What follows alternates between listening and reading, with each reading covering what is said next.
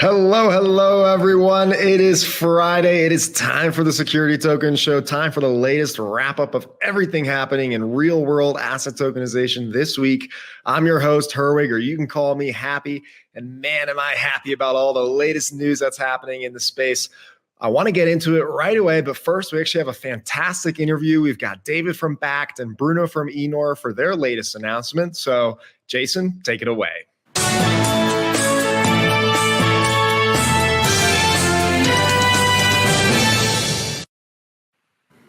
Fantastic. Well, this week we have both Bakkt and eNor Securities joining us as they come out with a special announcement. Before we dive into it, David, Bruno, how are you today?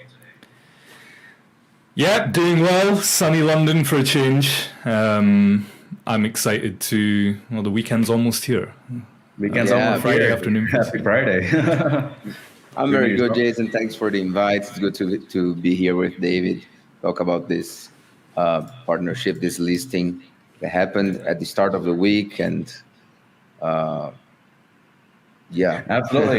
So let's dive into it. And thanks both of you for coming on. It's great to have both parties involved. So my understanding is that you guys have tokenized bonds, stocks, ETFs. We've covered this in the past. We've seen tokenized NVIDIA on INX, but now you're also listing on eNor Securities. eNor, you guys are based out of El Salvador, right? Tell us a little bit about, what the idea is here in terms of, why LATAM specifically and how tokenized stocks can play a role there.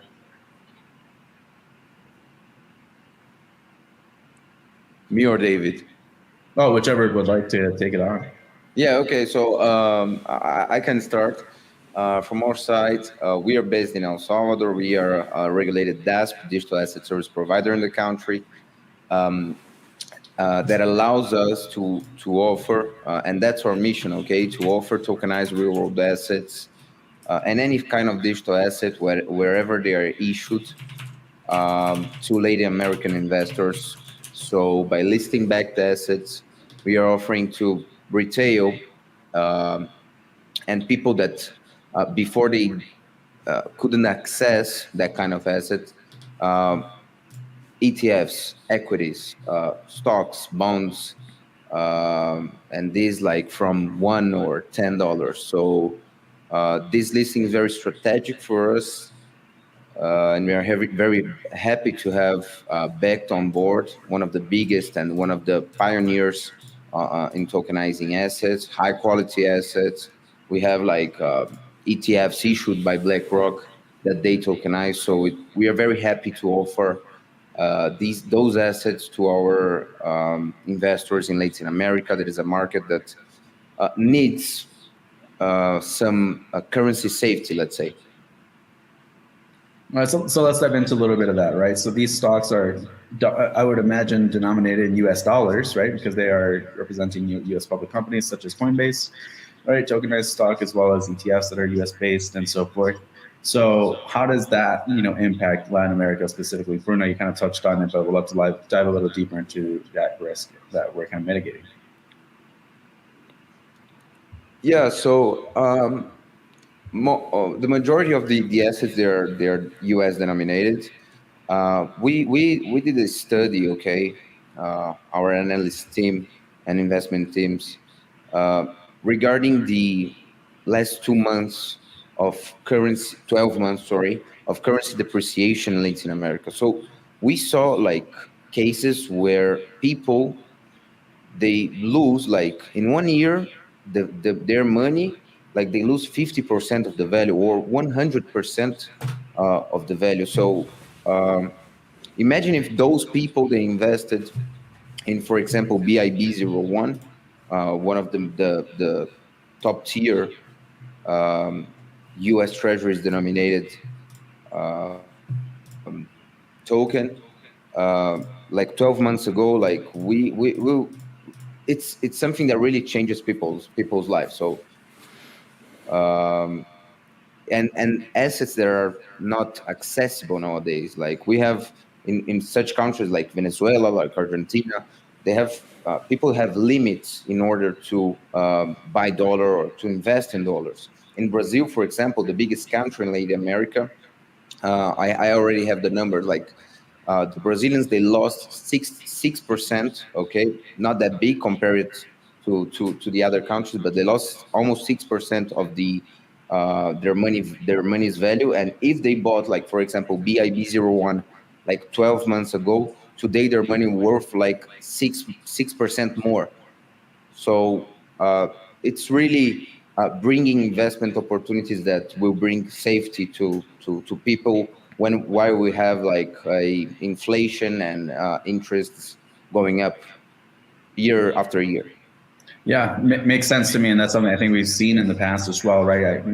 Really taking the idea of, why would a U.S. investor participate in foreign assets, and vice versa? Why would foreign investors, non-U.S. investors, invest in U.S. assets? And there's pros and cons to both, and motivation for both. Really, the idea being that you're kind of going against the grain, if you will, on your local markets and enhancing your own performance. David, let's look at the tokenized assets themselves. So tell us a little bit about, for those that are maybe less aware on Bakkt and how this is structured, how are these tokenized stocks, kind of guaranteeing an investor that they're still, theirs, right? It's on chain, but they are natively off chain.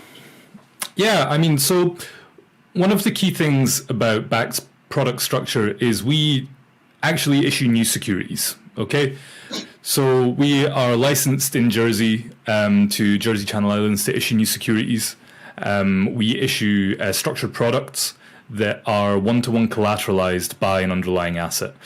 These securities are issued under an approved EU prospectus filed in Liechtenstein, which means our securities are retail grade, so they can be resold by people like eNor Securities, by people like INX, one of our other partners, and basically any broker dealer can resell our stocks and other tokenized securities without any problem. They are debt instruments, which means in the EU, private sale is also completely above board. So, for example, if I wanted to resell some of my tokenized B tokens to you, Jason, that would be completely fine, because it's a private sale, it's not a public offering, it's great. We tokenize these securities in Switzerland.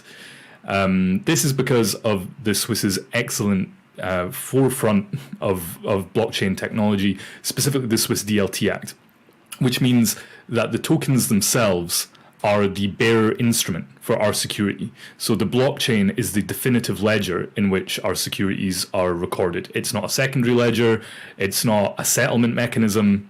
If you have the token, you own our security, which is one-to-one collateralized by the underlying asset. This also means, because we're issuing structured products and not having to set up a new SPV every time we want to tokenize something. So, for example, the way some tokenized T-bills are done is you set up an SPV that's a private fund that invests only in government bonds, right? If you wanted to do that for every single new stock you wanted to list, that would be really difficult. And administratively, it doesn't scale. Whereas we just have to set up a new custody bank account. And we have our bank account segregated for each individual stock with a Swiss regulated custodian bank. And we can spin up a new token in weeks. So, Jason, if you said, hey, I've got a couple $100 million sitting in the bank, I want you to tokenize some complete B-list stock, we'd do it for you. We'd do it. Interesting. And I'm glad you brought up custody, right? Because I was going to ask, well, if you're not setting up new SPVs, how do we know that, who's and, how everything is segregated? So that's good to know. And then, from that same perspective, if I'm an investor and I, kind of want to liquidate out of a position, how does that work? Again, from both your end as well as the investor's end, and maybe how does eNor Securities actually play a role now that they're also involved here? I can start if you want. Yeah. So we still have to interface with TradFi. Okay, it is a unfortunate reality of tokenizing real world assets. So for stocks, that means there is still settlement time. With T-bills, it means there is still settlement time. With fixed income assets, we are hopefully within the next couple months, here's an exclusive, we should have instant redemptions on chain very soon, up to maybe a few tens of millions. Because they're cash equivalents, it's fairly straightforward to do that. For stocks, however, because they're much more volatile, taking that position and doing instant redemptions isn't as feasible, right? You still have to confine that to market hours, because otherwise it would be either backed or eNor taking the position on that security, taking the risk, which doesn't really work. We are looking into like complicated hedging strategies and brokers that can maybe do things over the weekends and things like that, but it's still an evolving market. Yeah, does that make sense? So still, it's looking more like it can be as quickly as T0 for us to settle something.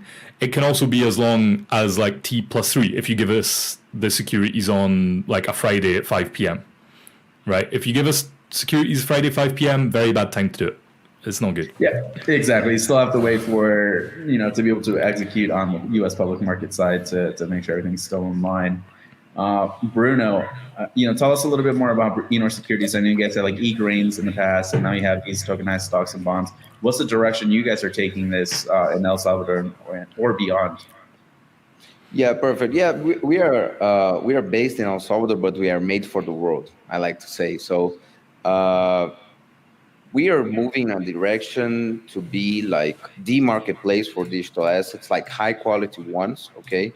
Like backed ones, as David just explained. Like we always looking for issuers, regulated one that bring compliance and governance, okay, to retail and for institutional investors, okay? So on this evolving tokenized market, our plan and our direction is to be the marketplace, to be the place, the investment exchange, okay, where anyone, a retail investor or an institution from everywhere in the world can find high quality assets, structured assets, okay? Of course, each asset has the own risk, okay? Its own risk. So BIB01, for example, issued by Beckett, it has like the underlying assets is U.S. short-term bills.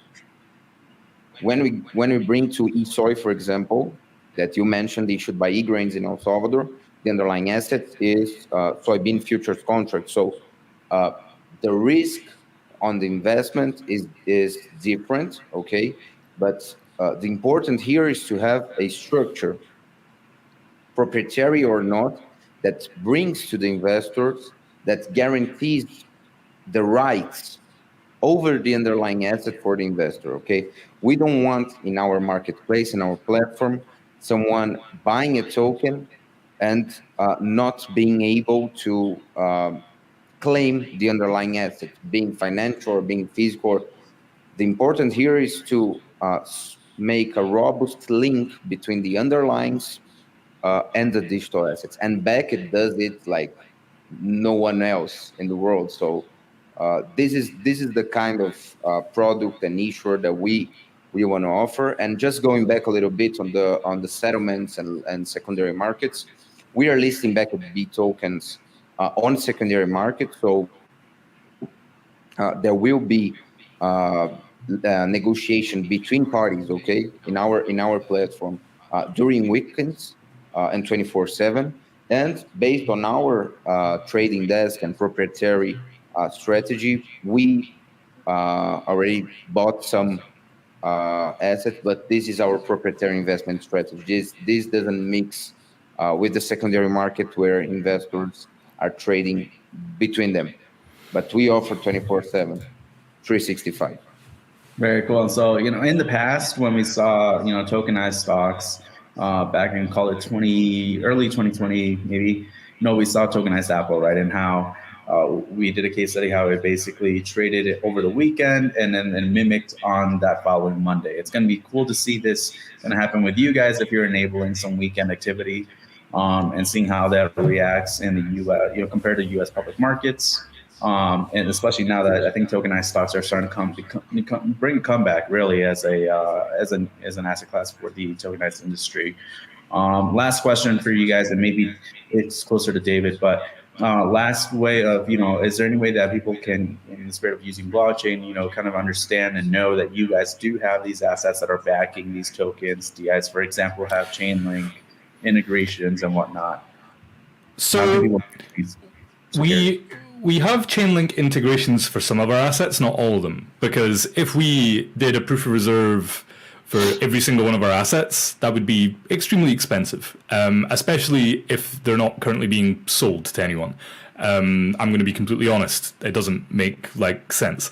If we see tens of millions in volume, that starts to become much more doable for us.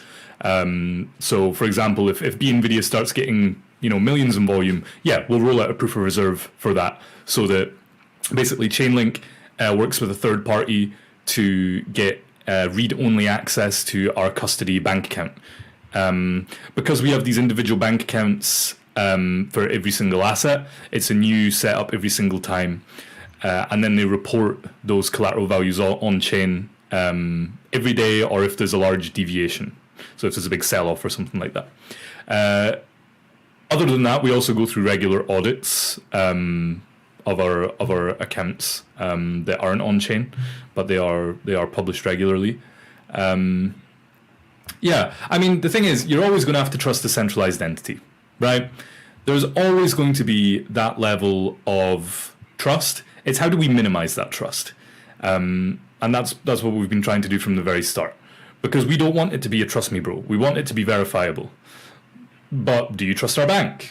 Do you trust the API call to our bank account? Do you trust Chainlink? Do you trust us? It's about where you place that trust.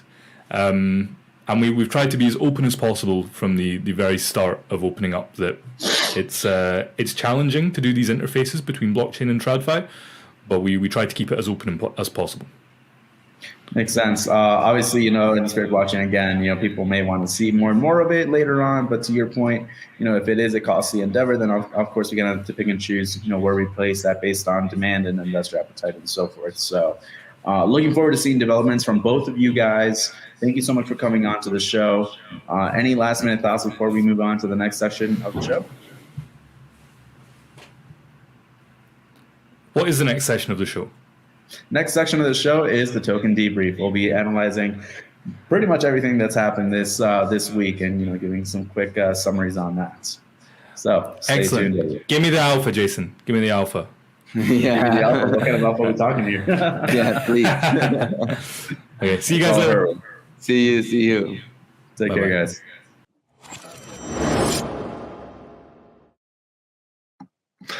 Love to see Bakkt and eNor teaming up here to distribute RWAs to LATAM retail investors. That's just a novel initiative. I love to see that growth and ecosystem expansion. And thanks, David, for that exclusive news on Bakkt, soon bringing instant redemptions for fixed income products.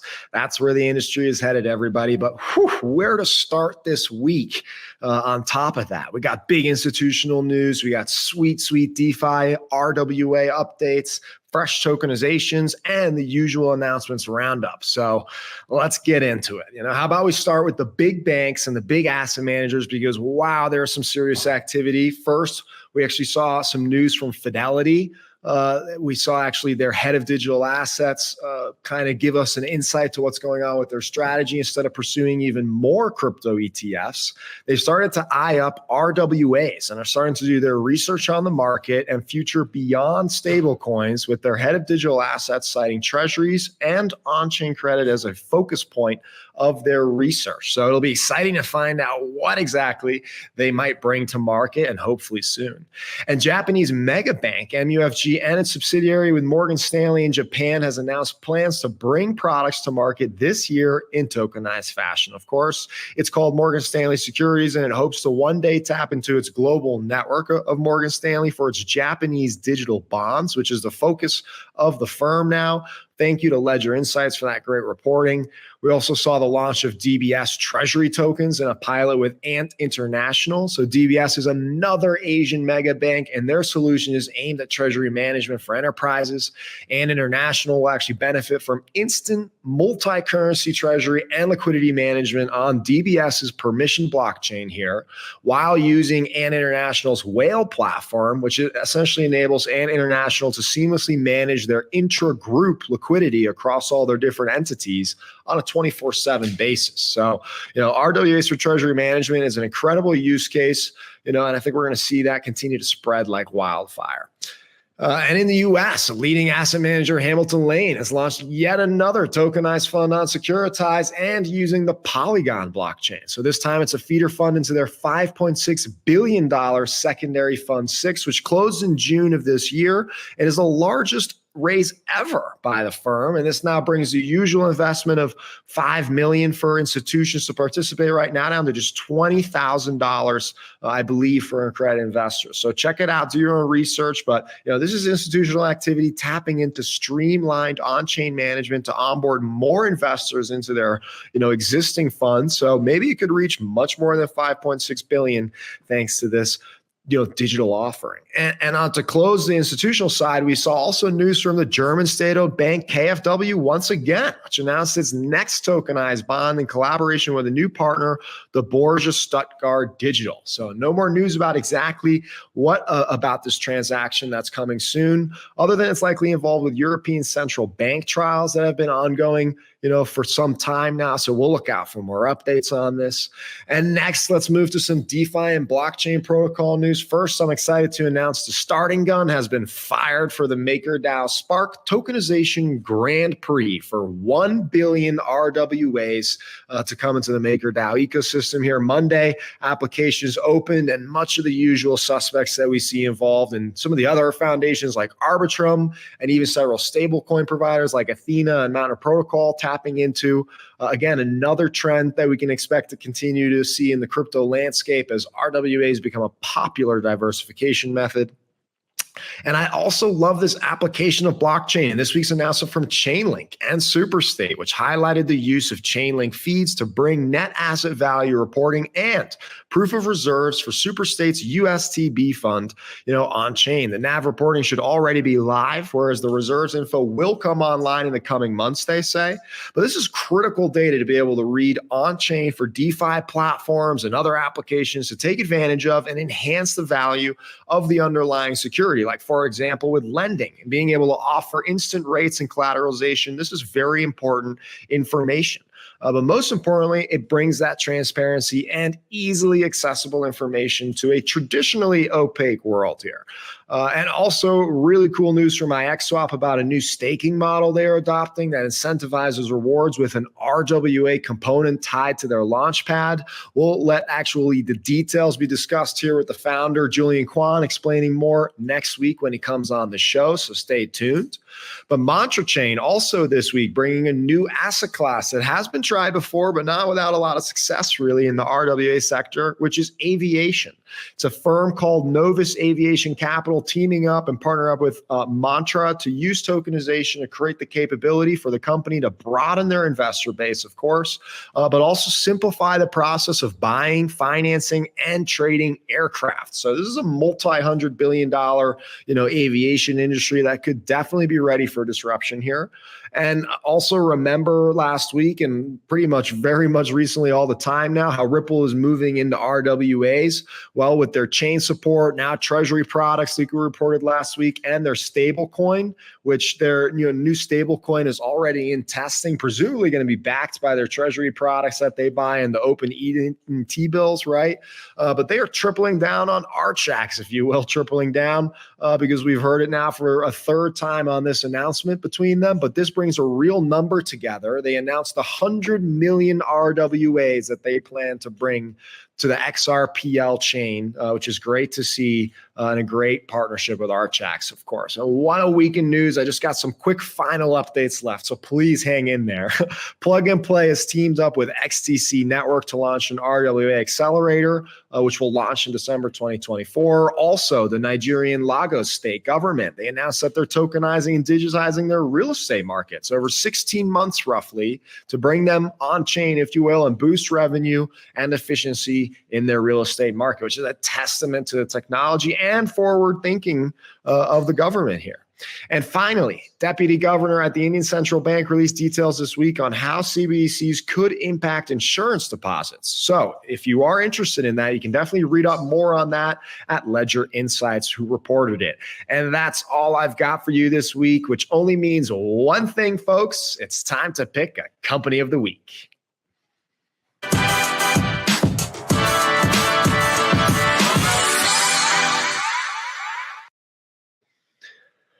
Again, another nonstop week of news in the industry in the summer, in the middle of summer, a notoriously tough month for Europe especially, but everywhere where typically vacations and relaxation is happening. And now we have more activity than ever coming out of Europe and other places. So it's tough to pick a company of the week, especially because we can't do two since my usual co-host Kyle is not on the show. However, I can still going to have to pick somebody because somebody this winner, in fact, this week might be the one who wins Company of the Year potentially. That's who we get to vote on from all the ones who won every week this year on the show.